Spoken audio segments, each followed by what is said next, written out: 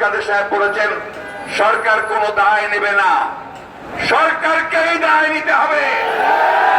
আজকে দেশনেত্রী বেগম খালেদা জিয়ার আল্লাহ না করুক যদি কোনো অঘটন ঘটে তাহলে এই দেশের মানুষ আপনাদেরকে ক্ষমা করবে না, টেনে হিচড়ে আমাদেরকে ক্ষমতা থেকে নামিয়ে নেবে।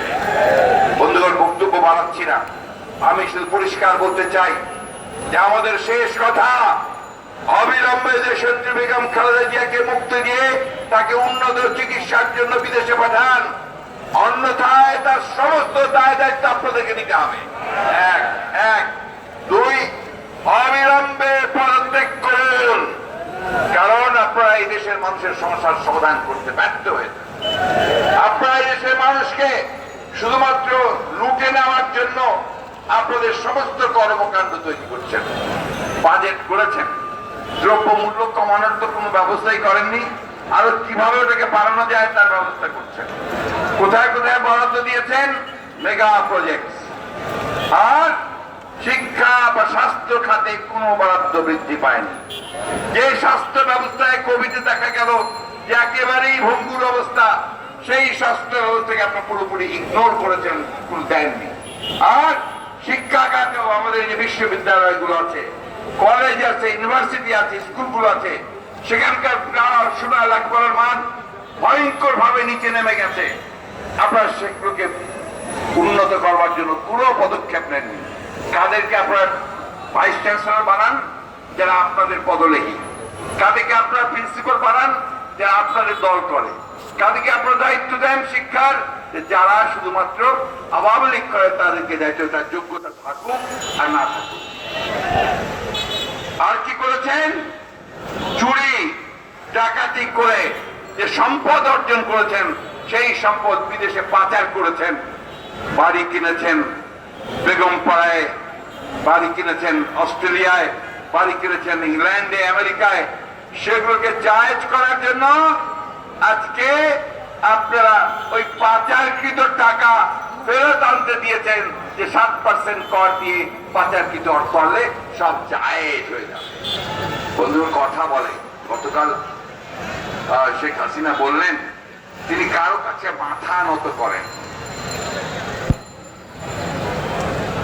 এরশাদ সাহেব, অর্থাৎ স্বৈরাচার এরশাদ যখন ক্ষমতা দখল করে 1981-82 সালে, তখন 24শে মার্চ, তখন তিনি বলেছিলেন উই আর নট আনহ্যাপি, আমরা অখুশি নই। আবার এই 1/11-এ যখন অবৈধ সেনা সমর্থিত সরকার গঠন হলো, তখন আপনি এয়ারপোর্টে ঘোষণা দিয়েছিলেন যে এই অবৈধ সরকারের সমস্ত অবৈধ কাজকে আপনি বৈধ করে দেবেন। আমাদের মেমোরি এখনো তো শর্ট হয়নি, তো সেই জন্য আমরা বলি আপনি বরাবরই আঘাত করে ক্ষমতায় এসেছেন। আপনারা বরাবরই ওই শক্তির সঙ্গে আঘাত করেছেন যারা বাংলাদেশের বিরুদ্ধে অবস্থান গ্রহণ করে, যারা গণতন্ত্রকে ধ্বংস করে। তাই আজকে বন্ধুগণ, এই গণতন্ত্রকে রক্ষা করবার জন্য, আমাদের অধিকারগুলোকে ফিরে পাওয়ার জন্য এই সরকারকে পদত্যাগ করতে হবে।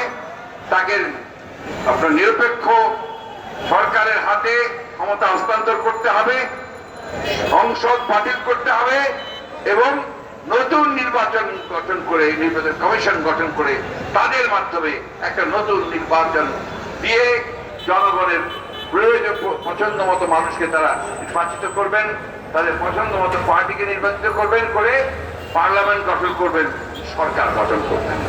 এর বাইরে এই দেশের মানুষ কোনো কিছুই মেনে নিতে প্রস্তুত নয়, মানবে না। এখনো সময় আছে, এখনো বাঁচতে পারবেন, এখনো সময় আছে, এখন কিছুটা রক্ষা পেতে পারেন, এরপরে আর পালাবার সময়ও পাবেন না।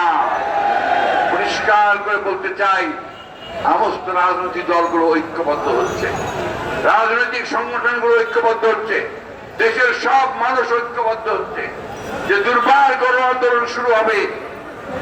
সেই গণ আন্দোলন শুরু করে এই ভয়াবহ ফ্যাসিস্ট দানব সরকারের পতন ঘটিয়ে আমরা দেশনেত্রীকে মুক্ত করব, আমরা আমাদের গণতন্ত্রকে ফিরিয়ে আনবো, সত্যিকার অর্থেই জনগণের কল্যাণের জন্য একটা সরকার গঠন করব। এই কথা বলে আপনাদের সকলকে ধন্যবাদ জানিয়ে বক্তব্য